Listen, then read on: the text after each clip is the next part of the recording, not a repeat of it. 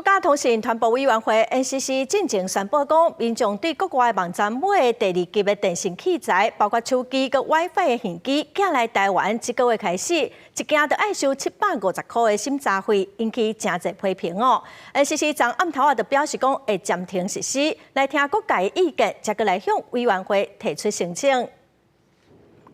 NCC 最近修正电信管理业务规费收费标准，任何有拿价 WiFi 无限传输功能的物品，经过海关拢要交规费，相当每一摆国外买的一个拿价键盘、鸟鼠啊、手表拢要交759号 NCC， 严重冲击民众的日常生活。搁较有网友自发性发起联署，伫公共政策公开平台提案，要求自用民生甲视听娱乐应该防摆除伫收费项目之外，上线一日就突破3600人联署，就会有一个比例原则的问题。你要管制，就会管到太多东西了就跟之前iWin 的事情一样。你本来是要管制色情本来它是一个儿童相关的色情，本来是一个管制的范围，结果一不小心管太多，管到2次元去了完全是一个错误的决策，把这种审查费当成关税在用不要让我们全国的同胞在使用3C 的设备跟产品的时候比别人还贵，要买一些所谓的限定商品，寄到台湾加750块，坏了维修送出去加750块，修好了回来再加750块。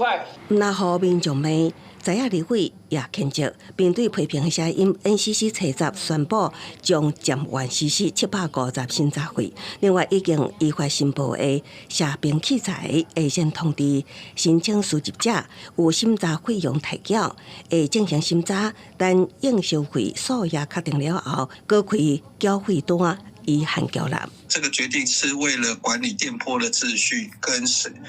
用者付费的精神。暂缓以后，什么时候再来做处理？我们会先广征各界的意见之后，再做成报告，再向委员会